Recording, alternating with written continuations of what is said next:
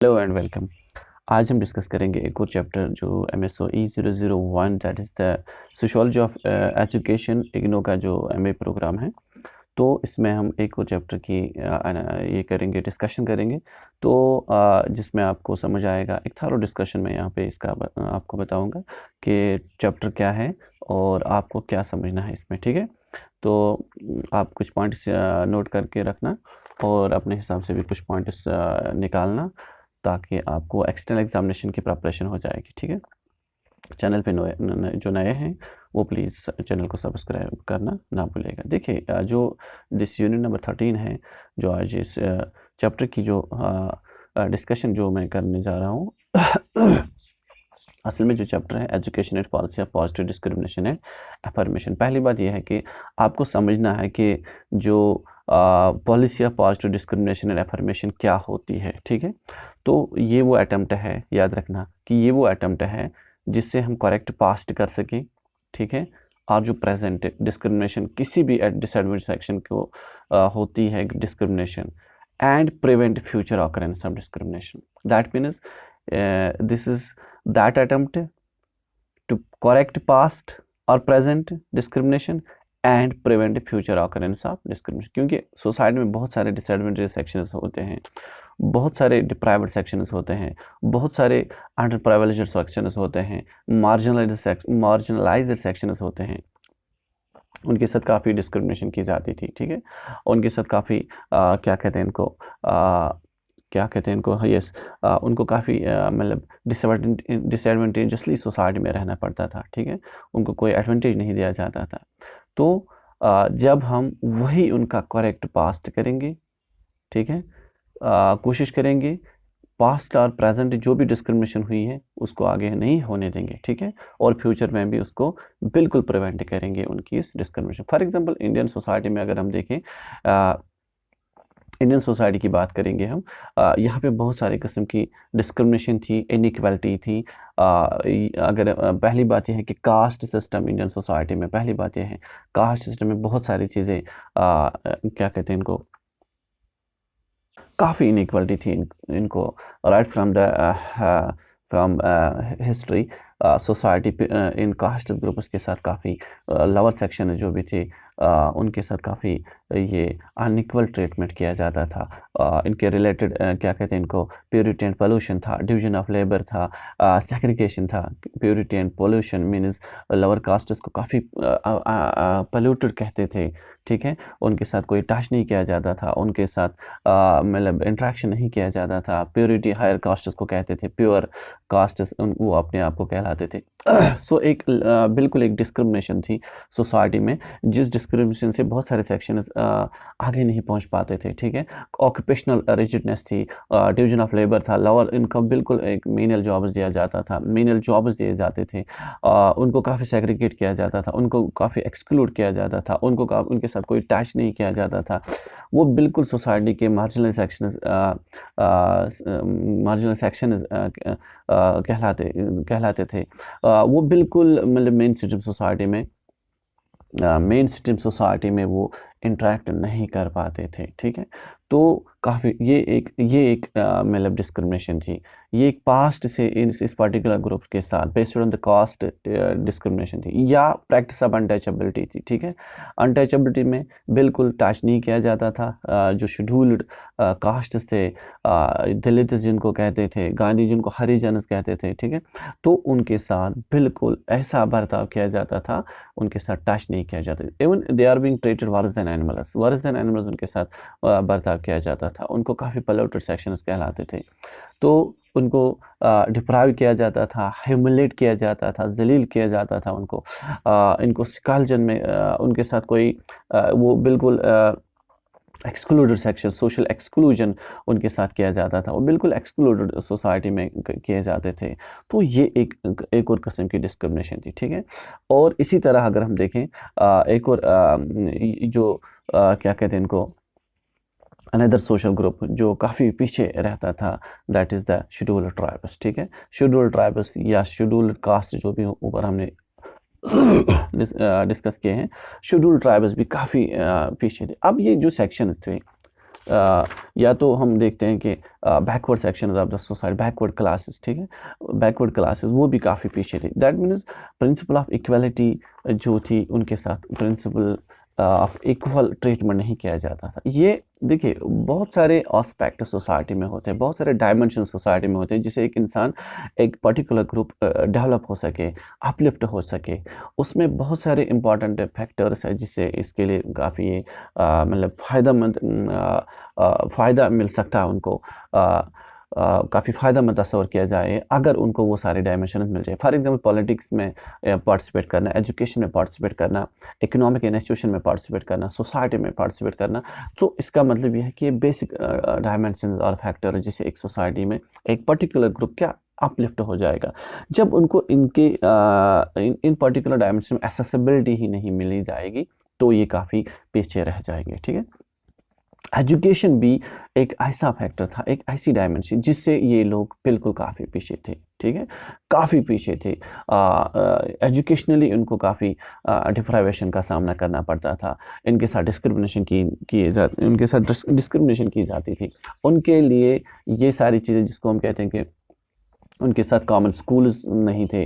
Common school जो थे उनका अलाउड नहीं था, दाखिला नहीं था उनके लिए वहाँ पे, और उनके साथ टच नहीं किया जाता तो कहाँ इनको स्कूल्स में एंटर किया जाना था या उनको एंटर का अलाउड होता था, एडमिशन का अलाउड होता। तो ये एक डिस्क्रिमिनेशन थी, ठीक है। अब गवर्नमेंट ऑफ इंडिया ने policy of positive discrimination and affirmative action जो स्टार्ट किया है, ये वो प्रैक्टिस थी जिससे क्या, practice of professional selection in particular groups को प्रोफेशन क्या कहते हैं इसको, प्रेफरेंस की दी जाएगी, ठीक है। इस पर्टिकुलर ग्रुप को प्रेफरेंस दी जाएगी। प्रोफेशनल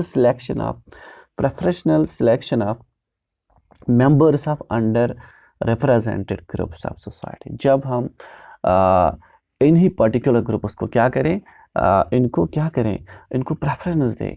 ये काफ़ी क्या कहते हैं इसको, अंडर रिप्रेजेंटेड थे, डिप्राइव्ड थे। अगर हम उनको क्या देंगे, प्रेफरेंस देंगे, ठीक है, प्रेफरेंस देंगे ताकि उनका, तो ये जो attempt policy of positive discrimination and affirmation, ये एक अटेम्प्ट था, ये एक अटेम्प्ट है जिससे हम correct past and present discrimination जो भी उनके साथ की जाती थी, चाहे एजुकेशनली, सोशली, पॉलिटिकली, यहाँ पे पर्टिकुलर फोकस एजुकेशन पे है। तो यहाँ पे ज़्यादा हमें एजुकेशन के यहाँ देना है। तो जब हम करेक्ट पास्ट इनका करेंगे, प्रेजेंट करेंगे और prevent future occurrence of discrimination उनके साथ नहीं होने देंगे, इसको हम क्या कहते हैं, policy of positive discrimination and affirmation. देखिए अब जो policy of positive discrimination affirmation जो एक्शन जो इंडिया ने ली है, उसमें कंसर्न्स इससे पहले भी थी, मतलब बिफोर इंडिपेंडेंस थी, लेकिन सबसे स्टार्ट हुआ आफ्टर इंडिपेंडेंस। जब बहुत सारे फार्मर्स या जो भी यहाँ पे थिंकर्स थे उन्होंने काफ़ी कंसर्न्स किए इन क्या कहते हैं इनको, these deprived sections of the society हैं। तो पर्टिकुलरली जब कमिटमेंट जो हुआ है स्टार्ट, वो इंडियन कॉन्स्टिट्यूशन क्या कहते हैं इसको, इंडियन कॉन्स्टिट्यूशन ने स्टार्ट किया है। जो उन्होंने कमिटमेंट किया है to social justice and equality, हर एक सेक्शन के साथ इक्वालिटी, चाहे वो इकोनॉमिक इक्वालिटी हो, सोशल एजुकेशनल इक्वालिटी, ठीक है। या particularly article 46 of the Indian constitution, जहाँ पे इनको जो कहता है कि state shall promote this with special care of education and economic interests of weaker sections of the society, of the people, in particularly of the SCs, STs, and shall protect them from social injustice and all forms of social exploitation। जो ये काफ़ी weaker section है जो भी थे उनके साथ क्या, उनके साथ एक कमिटमेंट किया गया है, उनके लिए कमिटेड स्टेट ने किया है जिससे उनको सोशल जस्टिस एंड इक्वालिटी मिल जाए, ठीक है। बहुत सारे कमीशन स्टार्ट किए गए, फॉर एग्जांपल जो yes Radha Krishna commission 1948 to 49 on university education status, ये यहाँ पे उन्होंने कि एजुकेशन को एक ग्रेट इंस्ट्रूमेंट के तौर पे बोला कि इससे हम सोशल इमेंसिपेशन करेंगे, ठीक है, डेमोक्रेसी एस्टैब्लिश करेंगे, प्रोटेक्ट करेंगे spirit of equality among its members, ठीक है।